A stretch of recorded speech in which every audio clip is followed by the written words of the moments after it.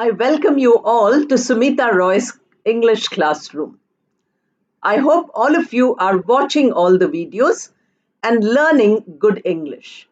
If you have anything to say, put it in the comment box. If you like the videos, press like, share it with your friends who want to learn English, and subscribe if you haven't subscribed yet. Today we have a lesson which all of you have asked for many times, and that is a lesson on phrases and clauses. I will divide this into three parts. The first part is where you have common phrases which we use in our regular conversation. Every day, in simple conversation, we come across these phrases again and again. Therefore, we will talk about 10 of these phrases. Maybe sometime I will make a video entirely on common phrases used in conversation. But today we will do that. But before we do that, you would like to know, I'm sure, what is a phrase and what is a clause? I have already told you in the initial videos on grammar that in English, a group of words which makes complete sense is a sentence. We call it a sentence if it makes complete sense. That means from the beginning to the end, the words are arranged in such a way that they have a complete meaning. They don't depend on somebody else to have their meaning completed. The meaning is complete in itself. Such a group is called a sentence. Now, a phrase or a clause is also a group of words, but they are different from a sentence because a phrase and a clause makes incomplete sense. That means the meaning is not full. It depends on something else to complete its meaning. Of course, in informal conversation, we are not interested in complete grammatical sentences. That is why phrases are most common in conversations. We use phrases all the time. Now we have to see what is the difference between a phrase and a clause. I have told you, similarity between phrase and clauses, both of them make meaning, they have some sense, but it is incomplete. They do not make complete sense. In this, they are different from the sentence, which makes complete sense. So, a phrase is a group of words which makes some meaning but not full. A clause is also a group of words which makes some meaning but not full. So, what is the difference? A phrase is a group of words which does not have a finite verb. It might have a non-finite verb, but it does not have a finite verb. Now there are many, sites teaching grammar, but you have to be a little careful with all of them. A phrase is something which has no finite verb. It is a group of words. It makes sense, but it does not have a finite verb. A clause is a group of words. Again, it does not make complete sense, but it has to have a finite verb. A clause always has a verb, a finite verb. A phrase might have a non-finite verb, but it does not have a finite verb. Now, what are these? If you want to know, you can always check the videos which are already uploaded. Now, let us talk about the simple forms which we have, which are phrases used in conversation. If somebody tells you that I'm going to be very late today, then you reply by a phrase which is very commonly used by saying no issue or no problem. You can say you can come late. Instead of using the entire sentence, you can come late, I have no problem, you are just using two words No problem. And that is what a phrase is. Then you can say, somebody says thank you to you, you say most welcome. This is also a commonly used phrase. Somebody says, I'm very grateful, thank you so much. Then you have no problem.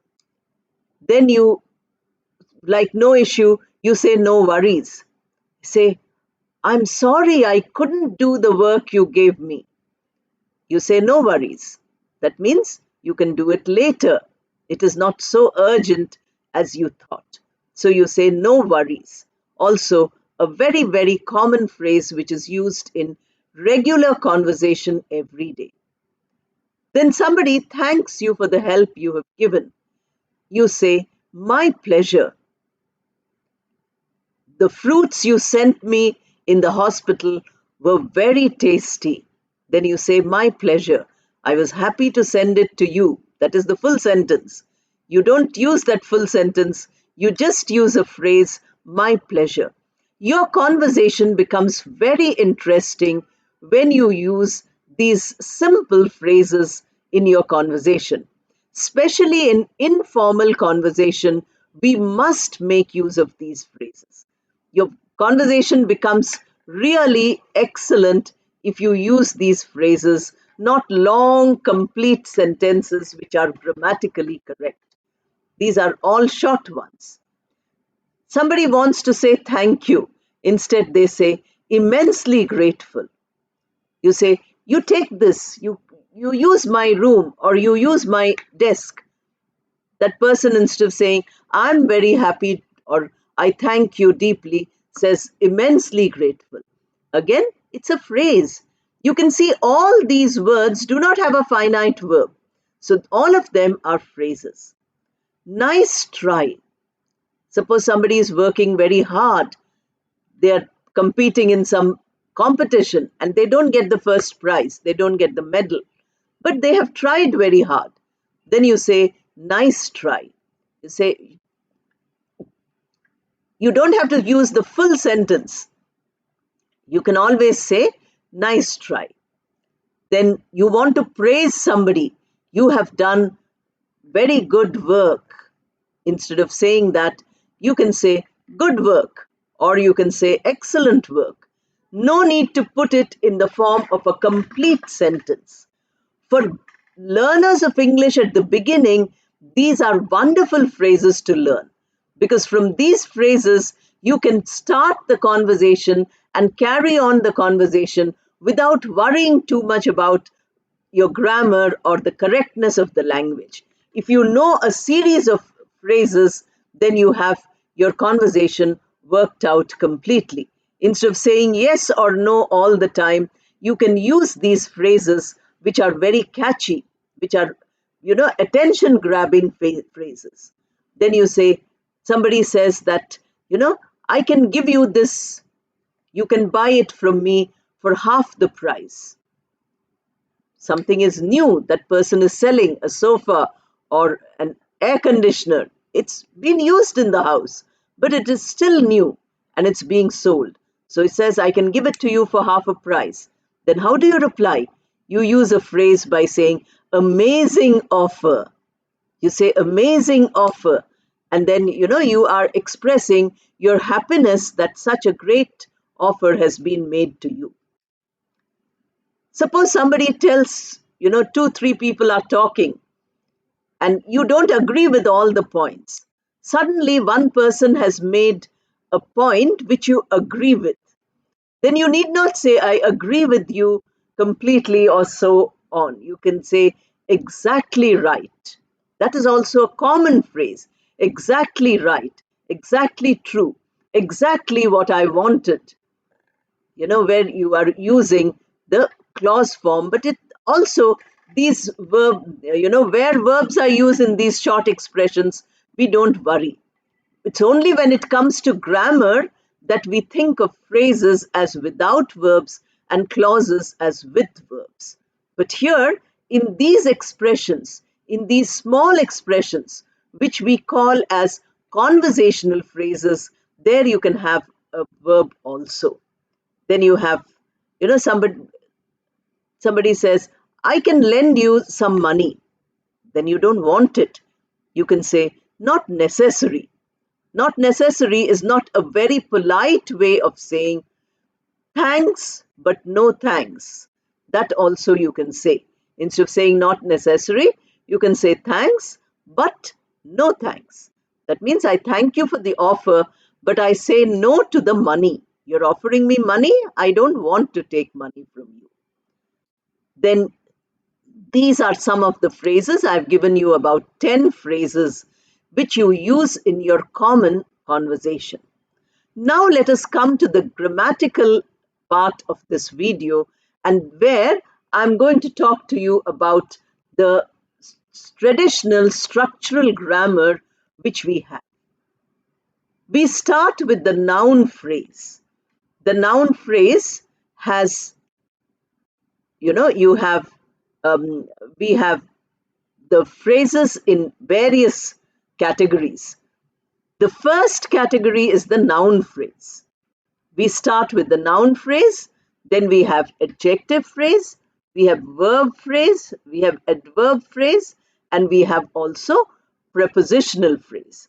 So there are 5 kinds of phrases. So I'm talking to you now about grammar, where the rule is that a phrase which can do a group of words which has no verb but can do the work of a noun. Without a verb, a group of words can do the work of an adjective. Without a verb, a group of words can do the work of a verb. And then, obviously, there is a verb which is a non finite verb here. And then you have a prepositional phrase where, adverb phrase also you have, where the work of the adverb is done by a group of words, and prepositional phrase where you have a preposition beginning the phrase, attaching it to the sentence. These are all structures. You need not remember any of them. Just remember the phrases in the sentences I give you. What are the phrases? I will explain. I won't go into details of the types because nobody needs that much grammar. You don't require them.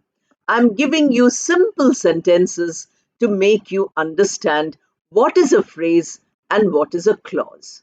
Now look at the first sentence. The builder of this complex lives in one of the villas nearby. Now you have the builder of this complex. That much is there in front of the verb is. Now, the verb is supposed to be the second word in the sentence. So the first few words form a phrase. That is why they are called a noun phrase, because they stand in place of subject. So you have here 5 words. The builder of this complex. The builder of this complex makes some sense. It makes partial sense. It makes little sense. It is meaningful, but it does not say the complete sense is not there. So if you say the builder of this complex, then the other person will say, what happened? What happened to the builder? What did the builder do? Then the rest of the sentence has to be there. So you say, lives in one of the villas nearby. Now here you see, in one of the villas nearby. Here is also again another phrase. In one of the villas nearby. 6 words are there. In one of the villas nearby. So all these 6 words together make some partial sense. They don't make complete sense, but they make some sense. And they are joined using a preposition in. So it becomes a prepositional phrase. You have a noun phrase to start with. You have the verb in the middle, followed by a prepositional phrase. Because lives does not really require a noun immediately. It requires an object which is indirect, prepositional object. So you found here a prepositional object. All these grammar items I have explained. But now you know what is a phrase. The builder of this complex is a phrase. in one of the villas nearby is a phrase. Both of them make some sense, but they don't make complete sense. Look at the next. The newspaper reported. Now you see one noun and one verb, so sentence is perfect. The details of the incident. Now you see, reported what? You have the object in the sentence. The details of the incident. This is the noun phrase again as the object of the sentence. The newspaper reported this. What did it report? It reported the details of the incident. So the details of the incident, 5 words, make some meaning, but not complete meaning, because always we will ask, what about the details of the incident? Then you say the newspaper reported. That is the complete sentence. The fertile and productive soil of this place is the result of the river. Is the result of the river is the sentence, the part of the sentence which we call predicate. Now, the front, you can imagine, so many, the fertile and productive soil of this place. So, this is a noun and an adjective. Fertile and productive soil, that is the adjective phrase. The fertile and productive soil, soil is qualified by fertile and productive, so adjective. But of this place, if you add, then it becomes a noun phrase. So it can function as both.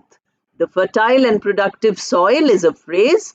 The fertile and productive soil of this place is also a phrase.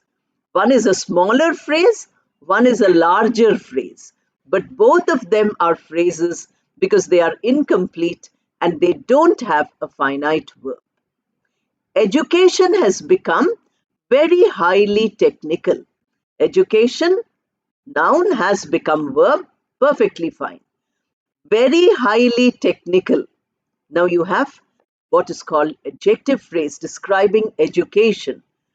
Very highly technical, 3 words actually have some meaning, but they do not have a finite verb. So they are a phrase, and since they describe the noun education, they are called adjective phrase. Now you come, they are helping to load the vehicle. They are helping to load the vehicle. To load the vehicle is a phrase, and here it has a non-finite verb, to load. To load is not a finite verb, it's a non-finite verb. And to load here is acting as an adjective, but that doesn't matter to us. To load the vehicle, 4 words. It has some meaning. It is not complete. It shows some action. Therefore, it is a verb phrase. Then you have adverb. The matter has all of a sudden become important. The matter has become important. That is the sentence. Now, what is the adverb here in the form of a phrase? All of a sudden. The matter has all of a sudden become important. So the phrase here is all of a sudden. It does the work of an adverb, and that is why adverb phrase. It is a phrase because it has no finite verb. All of a sudden, no finite verb is there, and it does the work of qualifying the verb has become. Has all of a sudden become. That is where it qualifies. Then you have prepositional phrase, already I have explained in the first sentence, here also. Please search for it on the table to your right. On the table, prepositional phrase. To your right, prepositional phrase.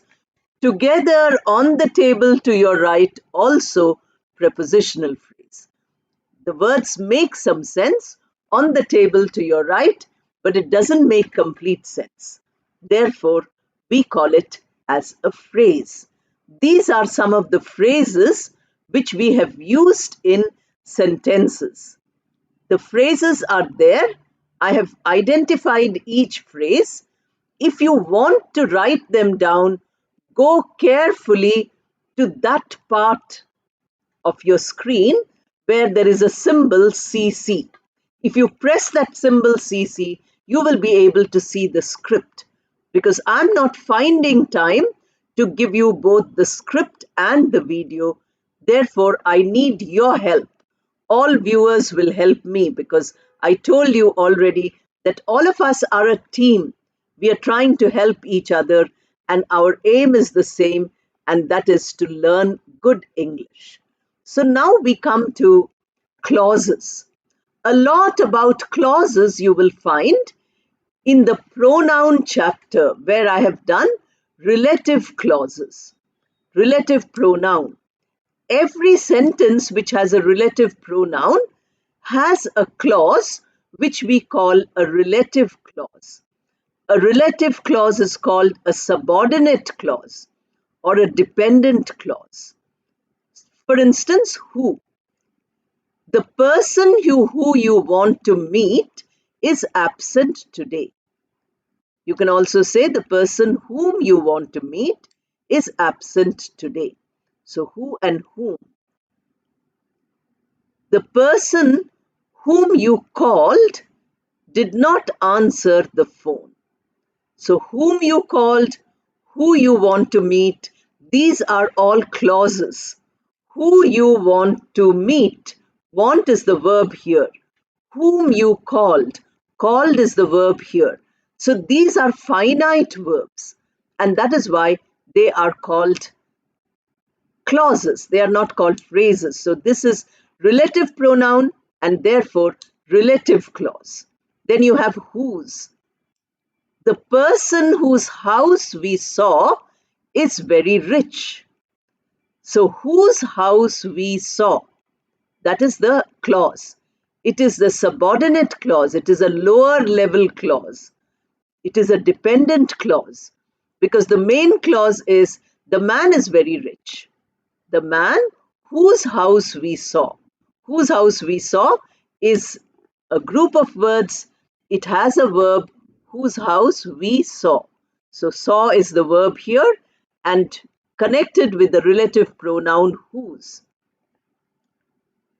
The flower which you like is not available today. The flower is not available today. That is the sentence.